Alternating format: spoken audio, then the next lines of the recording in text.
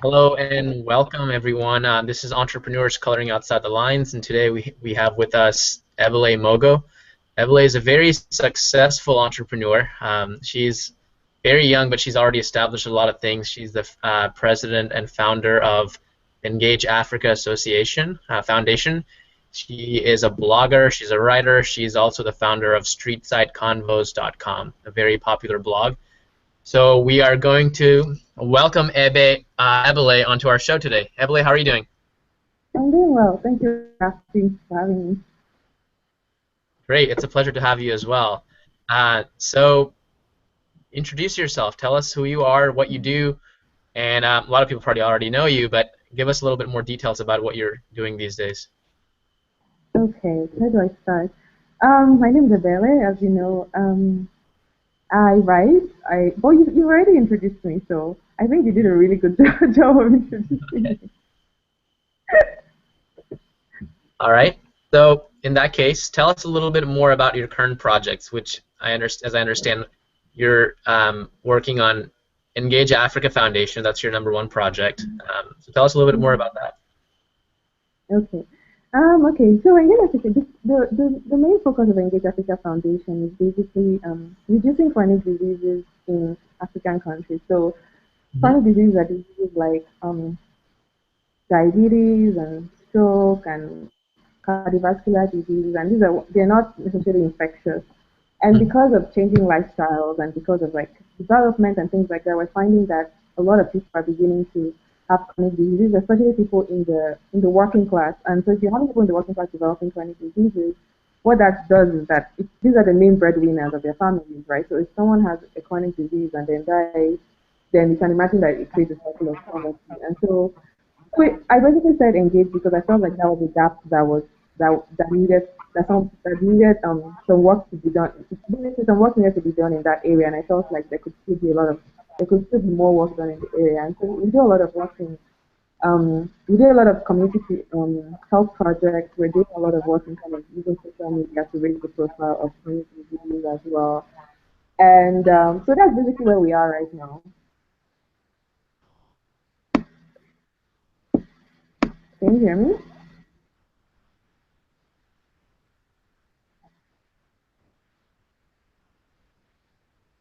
I don't think. Can you hear me? I think. Is it free?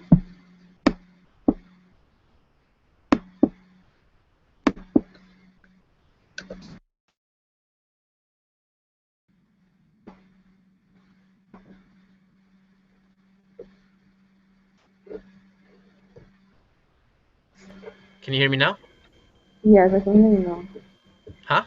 Yes, yes. Okay, okay, good. Yeah, your microphone is coming a little bit broke. It's kind of hard to understand you. Do you think you can maybe come a little bit closer to the speaker? I'm not sure what would exactly help, but you're coming a little bit blurry, your voice. Okay. Is this better? Is it better? Yeah, a little bit better, I think. That's a little bit better. Okay. Can Okay. can you hear me fine? Okay. Yes, I can hear you. Yes. Okay, good. So anyway, so with our conversation, what led you to go ahead and what led you? How'd you start Engage Africa Foundation? Tell us a little bit more about what.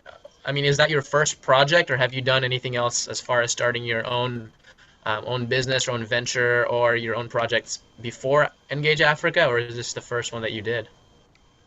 Well, I did Well, kind of this couple kind of of them. copy that. You know what? Can you give me a minute? And I'm going to get I'm my going to get my hear myself. myself. So Just give me one give me second. one second. What's that again? I'm sorry. I'm hearing myself, so I want to get my My headphones. I need to headphones. do it. I need to do it. I'll be right back. Right back. Sorry, I couldn't understand that again. Sorry, what'd you say? Okay, I said Okay. okay, so I want to So I wear want my to wear my headphones. Okay, sure. one You want second. to wear I'll the do that. headphones? Do that. Yeah. Okay, no problem.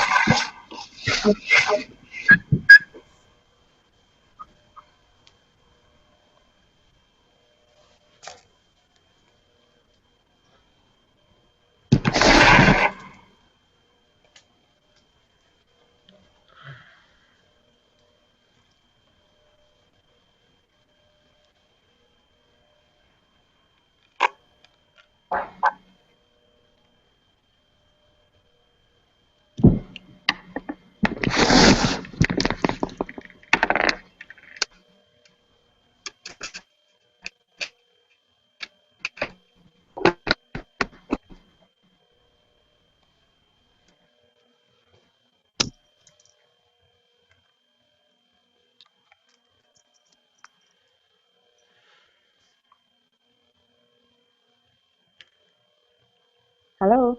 Okay, Yes. Can you hear me? I'm back. Yes, okay. Yes, I can hear you. Okay, so Okay, your this is question much was, better. okay, awesome. It's probably the echo.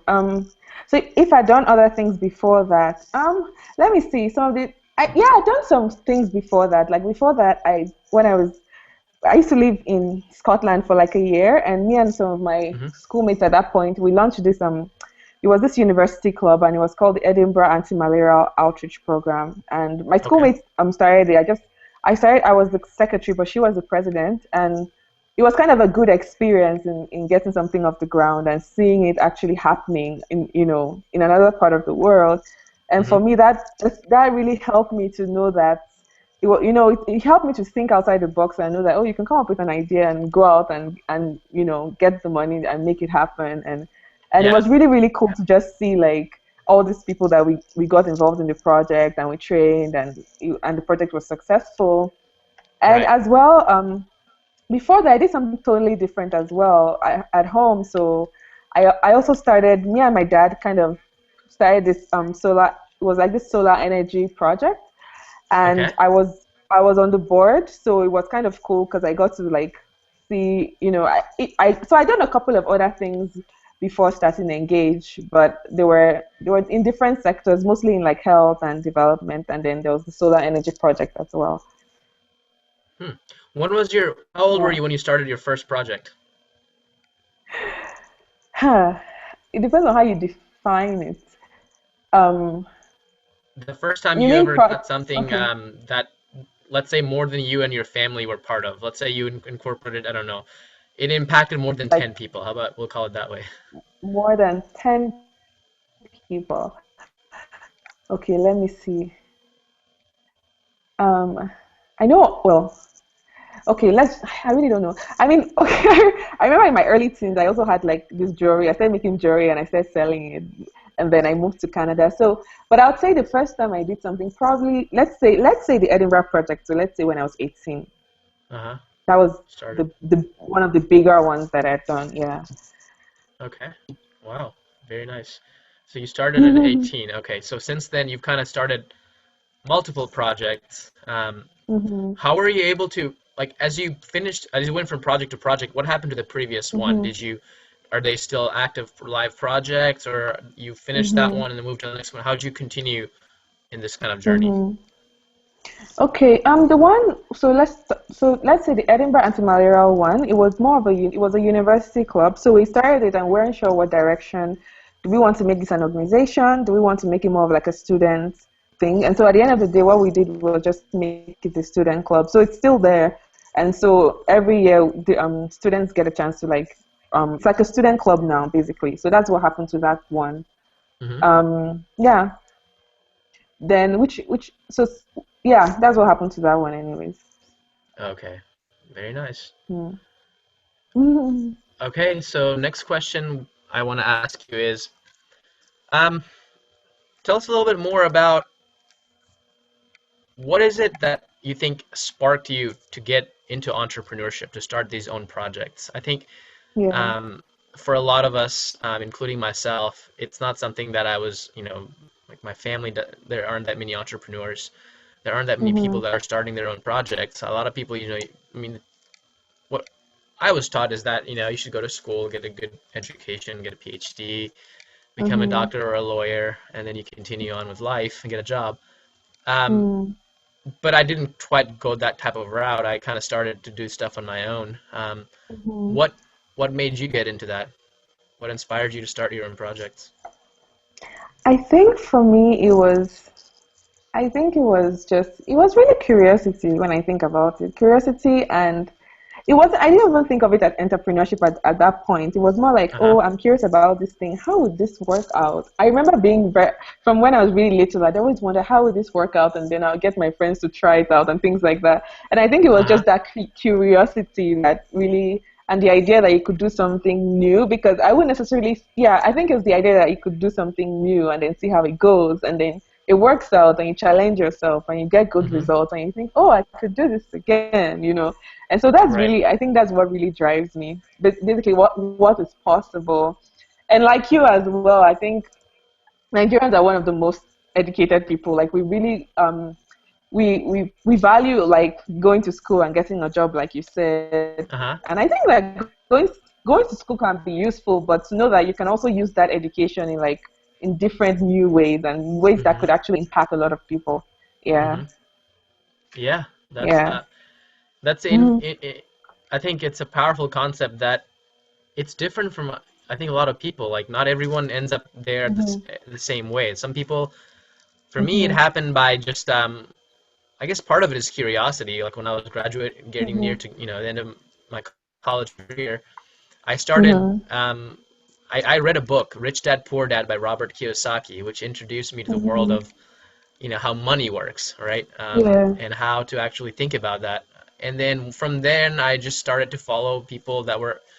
I was like, okay, entrepreneurship is one way to do it, like starting your own business. And I said, Mm-hmm. well, what are some top people that are doing it? And I just started Googling some people. And then Mm-hmm. I found some people to follow, and that's really how I dipped into it. One of the first entrepreneurs I ever followed was Cameron Johnson. And I Mm-hmm. read his book, You Call the Shots, and then that's it. I got hooked onto it. I was like, man, if this guy can do it, and he's doing it, at such a young age and from his home, why couldn't I start something new too? Yeah. So that's how I dipped into it. But it's Yeah. really good to know your story as well and how you just were curious about it. Yeah, yeah, it's Cool. true. And I think it's also, and I think it's helpful because when you have so many ideas and you know that I always wanted to do, like when I looked at the list of things I wanted to be when I grew up, I had like so many things. And I think when Hmm. you feel like there's so many things you want to do and you also don't feel like there's one thing that's going to allow you to completely express yourself, then I think that entrepreneurship really allows you to do that better as well. Yeah. It does. It's a game of the creative people and people with Yeah. a lot of times with ADHD. Honestly, is the people I that know. just can't I sit think. still and Yeah, it's I been agree with you. dubbed as Yeah. the CEO disease. But in any case, so let me ask you another question about the Engage Okay. Foundation. Who's your target market for that? What kind of people are you trying to Mhm. impact with the Mhm. African Engage Foundation? With with Engage Africa Foundation, we're actually, I would say, our main focus now is working class Africans because that is usually the time that people are breadwinners. So if they're going to develop chronic diseases, at this point in their life, and let's say they get sick or die, then that means their dependents are going to be pushed into poverty. So we're really focusing on them. We're also focusing on young people as well because it's chronic disease that there are many factors that affect it. Obviously, there are things like pollution, there are things like stress, then there's also your lifestyle, your physical activity, diets, alcohol, smoking. And so we're really Yeah. focusing on people that are going to be the working class and trying to see um, and that's where like most of our projects are aimed at. So we have one right now in there's one in Tanzania that's looking at how can we actually get young people to replace say unhealthy habits, kind of counsel them out of unhealthy habits, and also help them to develop um, a healthier habits and maybe even use that as a potential source of income. So Hmm. and then the other one that we're doing in Nigeria is looking at getting doctors to actually look at physical activity as a vital Hmm. sign. So you know how you go to the doctor and they look at things like um, they check your blood pressure and things like that. But what if doctors could actually encourage the people that come in to be physically active? Then that way they don't just focus on curing it, but they actually focus on prevention. So that's kind of what we're focusing on now. And yeah. Hmm. Very nice. Yeah, an ounce of prevention is worth a pound of cure. That's there's lots of sayings like that, and an apple a day can keep the Yeah. doctor away. I think you're right. It's prevention and Yeah. knowledge of how to prevent certain diseases is a lot more cost effective, if nothing else, than to cure Exactly. a lot of Yeah, these diseases. exactly. All right, so let's go back for a Hmm. second and talk about how did you, when you started the Engage Foundation, you were already in Canada, is Hmm. that correct? Yes. So how'd you start something from Canada? And you, Hmm. by the way, were you born and raised in Africa, or did you grow up in Canada? I was born in Africa. I was born in Nigeria, Hmm. and I moved to Canada when I was 14. So I hadn't even left Nigeria till I came for university in Canada. That was my first time of seeing snow and my first time of leaving the country.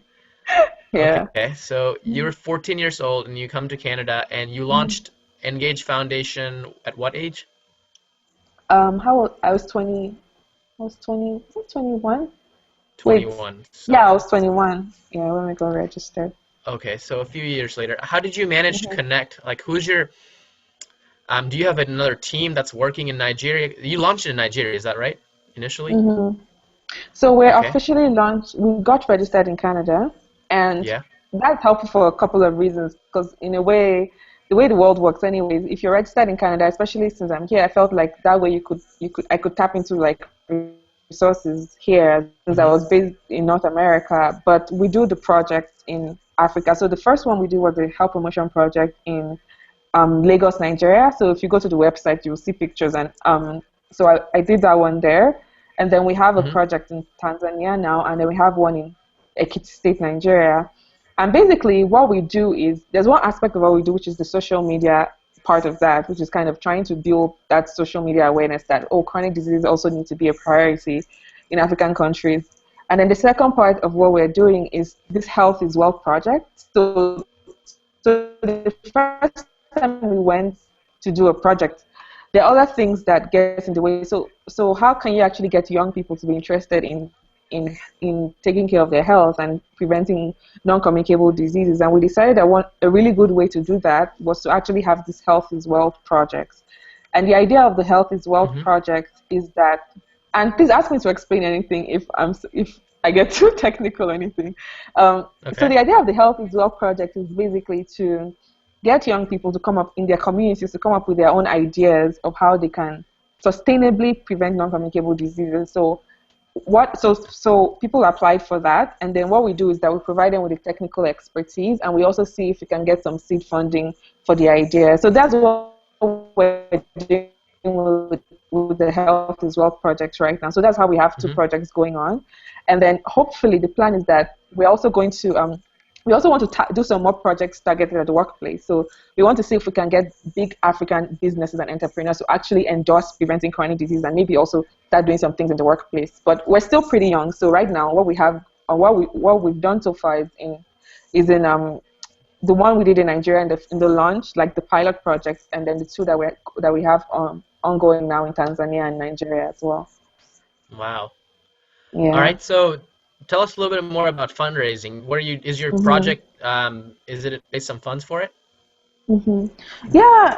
Yeah, of course. We first of all started. I mean, all of us on the board came together and said, okay, we wanted to start this thing, and we kind of believe in it. So we put some money together to get it started, and that was the Mm-hmm. original amount of money we put in. We um, and then before we did the first project, we also did like a fundraiser in Calgary, which is where I was living at the time. And so we did like Calgary Fights Chronic Diseases, and it was a way to get people in Calgary to Africans in Calgary as well as other people in the community to learn about this is but we made it fun and interactive. So it was kind of a way to learn about the culture and also learn about why chronic diseases are important and how people can be a part of that. So that's kind of how we got the first project started. And then just a lot of networking, meeting people that were kind of interested in supporting it or people that had experiences of Mm-hmm. it. So some of them came on board to volunteer, to write. Some of them came on board actually when we're doing the donated. So that's kind of how we've been going so far, just kind of connections in the community. And the first time that we got a major donation, it was actually just me going and giving a speech. And I was talking Mm-hmm. about how Calgary can be more involved in kind of global health and development. And we got some of our funding from there. So there's a lot of networking and then the fundraiser. And we're still new, and I think we've kind of gotten a good hang of the ground. So now we're thinking that we might potentially make our model more of a social entrepreneurship model. So that way we can Mm-hmm. also, have some kind of guaranteed income that's coming in to do what we're doing. But that's still in the works. So Mm, yeah. gotcha. Very, very interesting. I think those are some really important Mm, points. A lot of people, thank it's you. one of the Yeah. hardest things to, I think that's one of the hardest things to do in starting any new project is get the funding. Because money Yeah. is really, it's really hard to get money. And you have to have a Yeah. really It's true. compelling idea. You have to have a good, show that it impacts a large market, and you have to convince them. Otherwise, you have to actually do it and show the Yeah. traction, and then you get the funding, which is a lot harder to do if you don't have Yeah. any money to Which is work with to yeah. begin with. So Yeah, that's you cool that definitely how have to you. really be passionate because it's not Yep. all glamorous, but I think if Yep. you really care about your project, somehow you'll be convincing and somehow you make it happen. So Yeah. yeah. Obviously, you can. I mean, you've kind of done it already. Um, all right, so tell me, Yeah. let's go talk about, let's backtrack a little bit and talk about you. Now, you said you came to Mhm. Canada at 14 to start university. What does that mean? Why were you starting university at 14 years of age? What is that? We don't do Oh, that here in the US I usually. said, you're like, what does that mean? Someone actually asked me, he was like, is that even like legal? Is that like, I was like, it was so funny. What happened was that I started school pretty early, and basically in Hmm. Nigeria, the way it works is if you pass the exam, you can move forward. So Uh-huh. when I was going to go into the equivalent of high school, there we call it secondary school. That's grade 7 to 12. Uh-huh. I wrote the exam in grade 4 and I passed. So I just went ahead and went to grade 7. And then when I was starting, actually people in Nigeria finish high school pretty early. So it's quite common to see people at 16. 14 may be a bit young, but you can see like 15 and 16.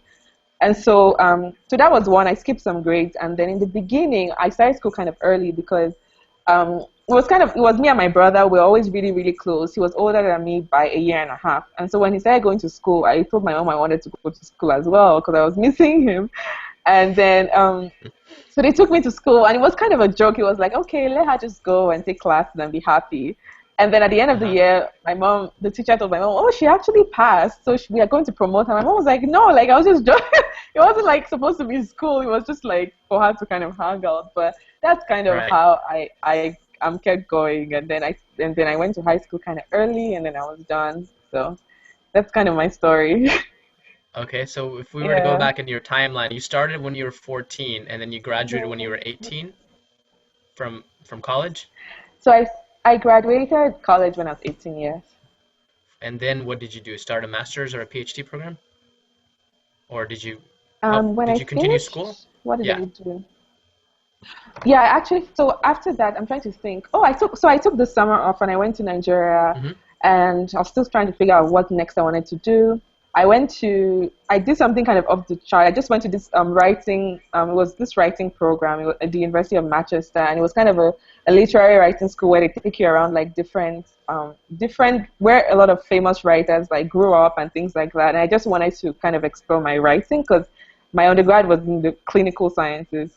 And so after that, so I decided to end up. So I ended up doing my masters that fall, and I moved to Scotland for my masters.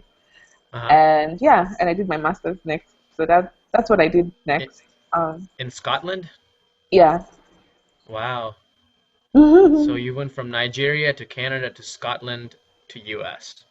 Yeah, it's been a long journey. Wow, that's incredible. And all by the age of what, like, so okay, so when you finished your master's already? Is that correct? Have I finished my masters? Yeah, the master's Yeah, I degree? have. Mm. You finished that, and how old were you when you finished that? So I finished that when I was 19. So at 19, you already have a Hmm. master's degree. That's incredible. Yeah. Okay, then what did you do? As far as your education is concerned, what's the next thing that came? Or did it end there? What did I do? So I actually, okay, the story gets more interesting.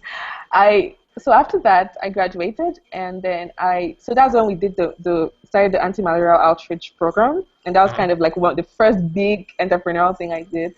And Uh-huh. then after that we turned that into like a student society, and then I came to Canada, and I was just kind of staying there, and I'm trying to like figure out the next move. And so I decided to so I moved to Japan, but it was for a very short time. But I went there because I wanted to. There was this World Health Organization outpost that was there, and they were doing like a lot of work that I was interested in. And so I decided Uh-huh. to go there for an internship. And that was very helpful for me to be like in this big international organization, which is like the dream of Hmm. everyone, and to see people working there and to Yeah. see like they're normal people like you, and that, wow, okay, you actually like, you guys are the same thing. And it kind of inspired me to know that anything was possible. And it was also good for me to be there to kind of know like what was going on in my field and what would be like the new kind of interesting areas in the future. So that's what I did. And then when I was done, I think I moved back to Nigeria for a little while as well, and then I came back to Canada to do and I said I was managing a cancer research project in Alberta.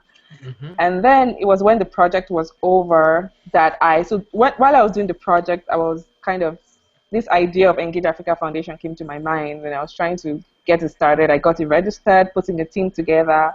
And then when I was done managing that project, that was when I went to launch Engage. So I kind of took a year off, and I took a year off, went to Nigeria, launched Engage. I started writing more, and then that fall I got into a program here, so I moved to Colorado, which was in 2013. Yeah. And you got into, what was it that you got into? So I decided to do Is it a Doctor of Public Health. PhD program? Mm-hmm. Yeah, so it's basically a PhD program geared at people that want to do a lot of work, a lot of practice-based work. So like so not just research, but people that actually want to do work like in the world. Wow. Yeah. Okay, so you make it seem so easy to do, you know. How old are you now? Maybe our audience would want to know how old you are and how much you've already done at such a young age. I turned 24 on the 12th of February, so I just turned 24. It's not, I mean, I won't say it's not easy. I'm not going to make it seem like it's easy, because I mean, I think for us, especially being young, you're trying to figure out like what you want to do, if you're doing the right thing, how to balance things together. It's definitely not that easy, but I think that, you know, you just have to keep going, you know, like I definitely have days where I'm trying to figure out things, and so it's not easy, but I think that everyone can do it. Like, no, I'm not saying that, no, let me see how to phrase it. I'm basically saying that it's not easy, but still don't give up, because I think it's rewarding. Yeah. Mm-hmm. Good. That's the mindset I think we should have. All right, tell us a little bit about your plans. So what do you plan to achieve in the next few years? Let's say let's give it, say, 10 years or so. How much do you plan to achieve? Do you still want to continue with the Engage Foundation? And if so, where do you see that 10 years from now? Okay, what do I want to do in 10 years? So when I'm 34, let's see. Let's see what I want to do. I don't know what I want to do specifically, but I know the themes that I kind of want to see in my life. So I think at this point, I just want to grow everything I'm already doing. Like, I want to keep writing and blogging. I want to grow Engage. What I see Engage doing is doing much. So we're doing a couple of projects. I want to see us do much more projects. I want us to see us do probably enter that social entrepreneurship space where we're kind of offering some kind of service that's feeding into our community health work. I want to see, I think we're already doing that, because I'm seeing now that a lot of organizations are actually talking about chronic diseases, which is good. So I want to see us keep raising the profile of NCDs and doing a lot of projects on the ground. I want to keep writing, and I basically imagine myself doing all these interesting projects and seeing having these interesting experiences and collecting a lot of stories and sharing them. And so that's basically, I don't know, I want to write, I still want to be entrepreneurial, and I just want to grow everything that I'm already doing. But I'm sure that in 10 years, my life will probably be a lot different than it is now. But that's basically the idea I have in mind for now. Yeah. Okay, so a lot more of the same things, pretty much, just kind of growing what you're doing right now. I would say the same. Basically, a lot more of just being creative and entrepreneurial. Right, exactly. The same idea. Right. Gotcha. Good. Very, very interesting. All right, so tell us a little bit about, I'm sure, like you were saying, it's not so glamorous and it's not so easy, obviously, and I can tell you that starting your own projects and businesses is really hard. What are some challenges that you face on a daily basis or in your career as an entrepreneur? What are some challenges that you face, and how did you get past those? Why are you still continuing all this? The challenges that you face, let me see. I think one thing is keeping your focus, because it's very easy for you, especially as an entrepreneur, when you start doing things, you're going to have those moments where you ask yourself if it actually makes sense. Like, why am I actually doing this? Or should I have been doing something else? Or is this ever going to work out the way I want it to work out, you know? And obviously you say, well, you compare yourself to people, or you just especially when you're having bad moments. And I think trying to, especially when your ideas are new. I mean, now Engage is kind of big and things I'm doing are big, but imagine starting that idea and you don't know where it's going to go or if it's going to get any Yeah. like credibility in the world. And I think just really, really believing in yourself and your idea. And it's not really, and really focusing and giving it the attention, because what happens is that when you kind of doubt yourself, you're probably going to be doing other things, and you're not going to give it the kind of focus and energy that it needs. And I think that's very, very critical as an entrepreneur, to give your ideas a chance in the world, you know. And most times it may not work out exactly. Things are not good. Life is not predictable. It's not always going to work out exactly the way you want to work out, but it's probably going to work out, and given enough time, and you're probably going to have to refine your skills over and over again to get to where it needs to go. But if you stay focused, I think that most times it's going to evolve into something meaningful. So I think that's one.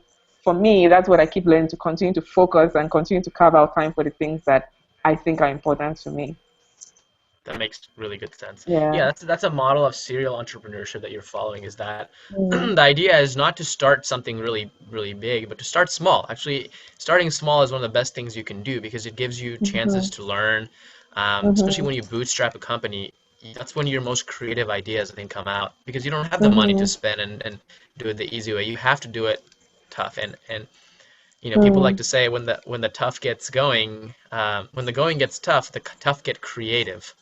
And that's kind of what I think what you're doing, it kind of teaches you is to start the simplest, most basic thing at first, right? Like, you know, like, I mean, I sold chocolate chess pieces. I still sell chocolate chess pieces. That's pretty simple and basic. And then you kind of grow on top of that. When I knew that I kind of understand some basic business principles from selling chocolate chess pieces, then I just, you know, said, okay, well, what else can I do? I teach chess. Why don't I just get more people under my team and get everyone else to teach chess and get a bunch of, you know, there's obviously demand for it.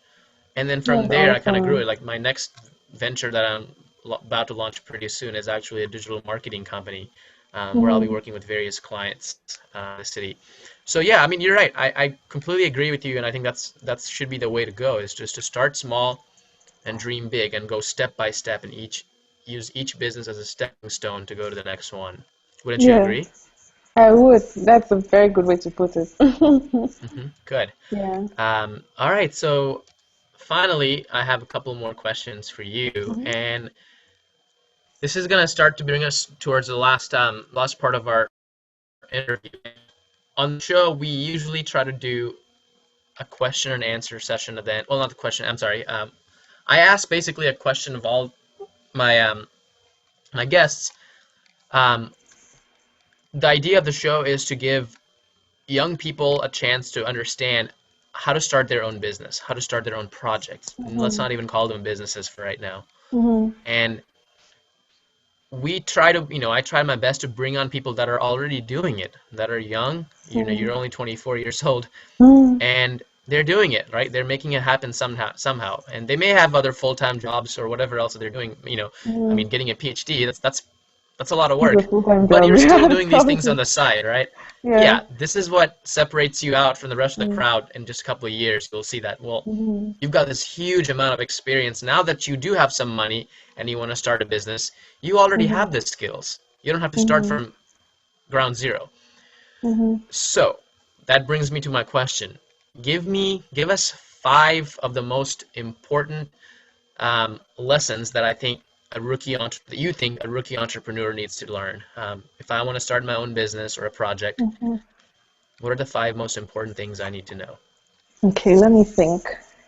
The first thing I would say is don't excessively glamorize it. You know, like, you can have all these fancy ideas. Oh, I want to be an entrepreneur. Like, it sounds so magical. Yeah.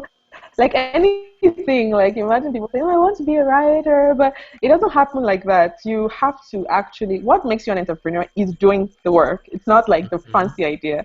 And it's not even always fancy. You're going to have good days and you're going to have bad days. So I think what starting small does for you is allow you to be realistic, you know. So I think don't waste time glamorizing it. Just start something and see, like, and let it gain traction, and then learn from that. So as much as possible, get your hands dirty. And it's like anything, like, even if you wanted to even get like, so we're talking about entrepreneurship, but let's say you were talking about a job. It will still be the same thing if a Yeah. lot of people don't know that when they're in school, they should be gathering all these experiences, because when you're done, and this might be helpful for your audience, because when you're Hmm. done, then this is what helps you set yourself apart from the person that just went to school and got all the great grades, but then didn't have Yep. any experience. So it's the same thing. It's like start small, and even if it's not what you think it is or what you want it to be, it's going to build up to something. So that's the first thing I'd say.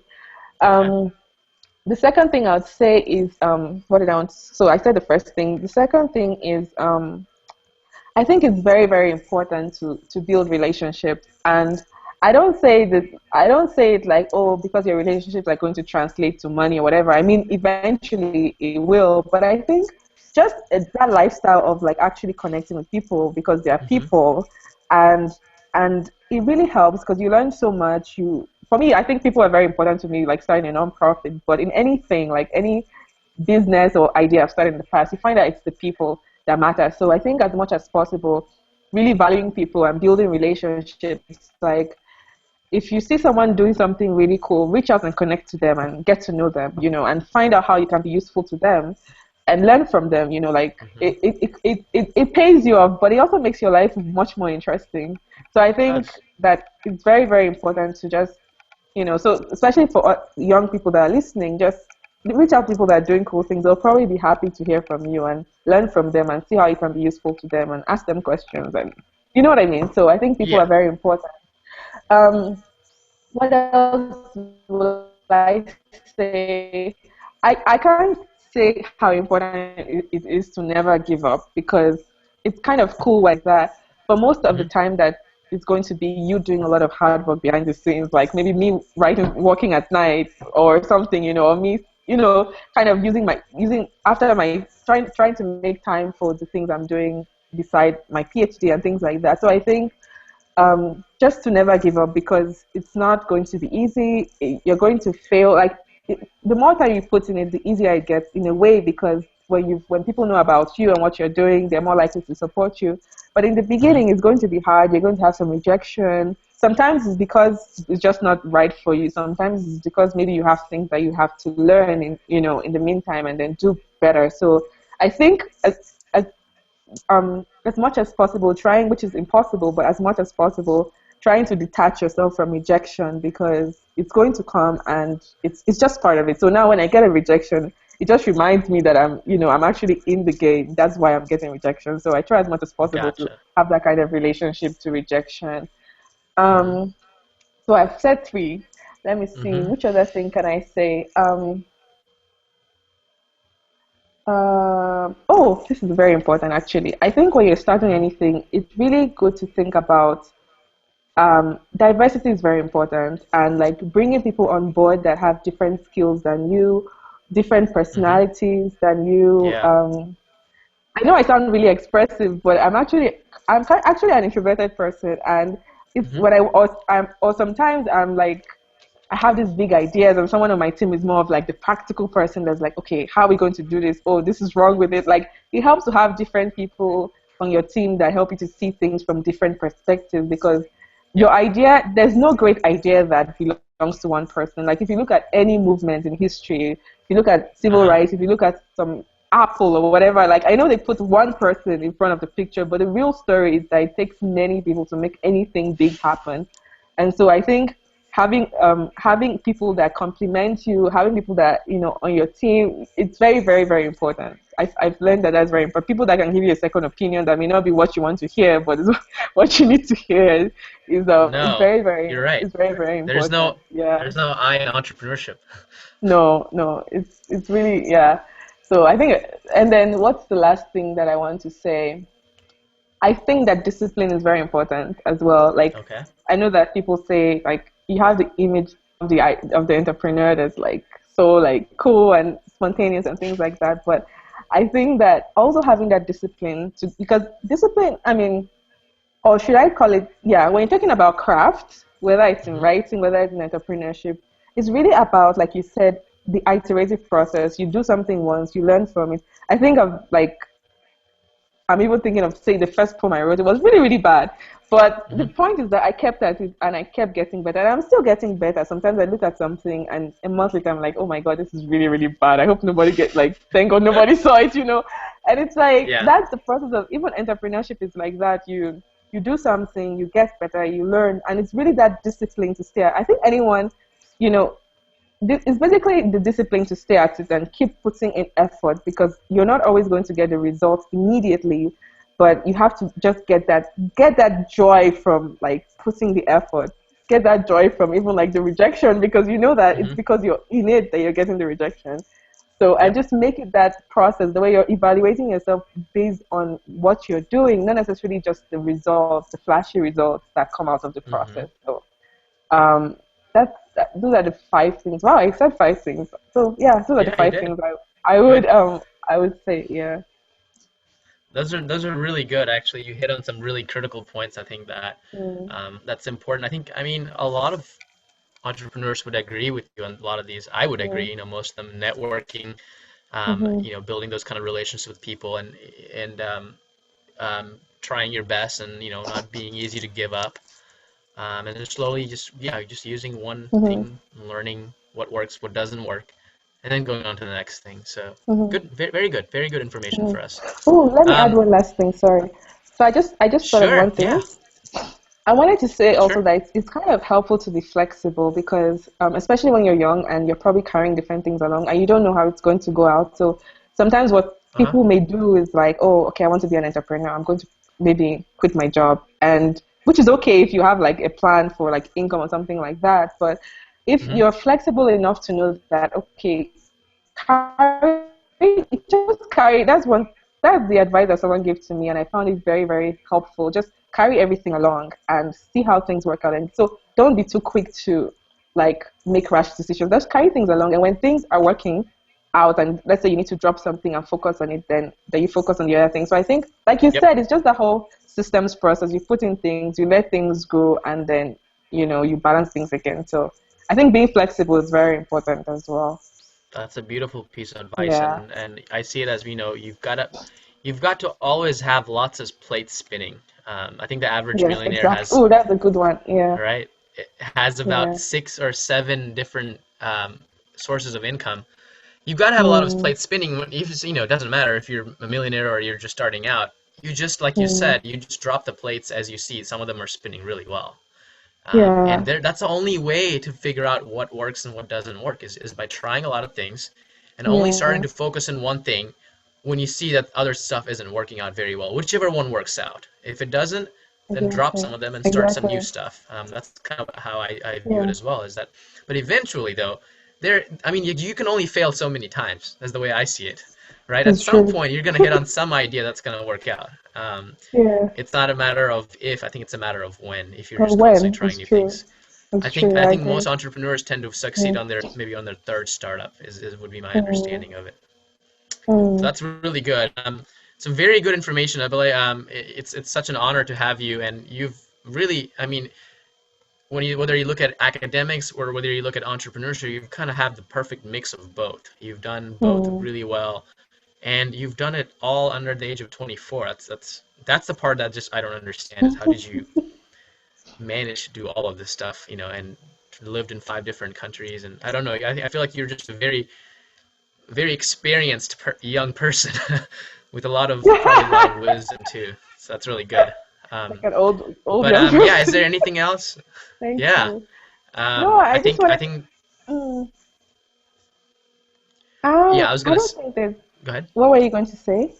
No, I was just gonna say that I think you will bring a lot of value to young people that are just looking out to start things and they want inspiration. They Mm, want to see other people that's already mm, doing it, right? It's one thing to think about these mm, things and read a book. It's another thing to hear a real person who is doing it right now mm, talking to them. It's for people to find this video and to see here's a real life example of how you can do it. mm. Wait, go ahead. What are you saying? Yeah, that's awesome. No, I was just going to say thank you for having me as well. It's Yeah, really good to kind of even think about it, like trying to put it in words. It really helps you think about everything, and it's definitely an honor to be able to share.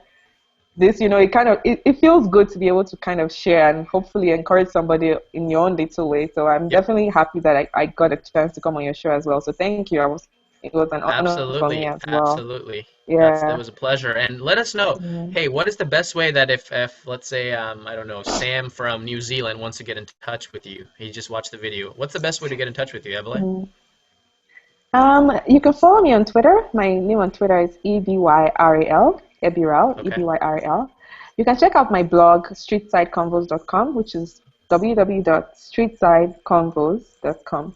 So any of those two is a very good way to reach me. Okay, sounds great. And I'll put the Yeah. links to those at the bottom in the description of the video. Ebele, thanks again so Okay. much for having me on, or being on the show, and Entrepreneurs Coloring Outside the Line.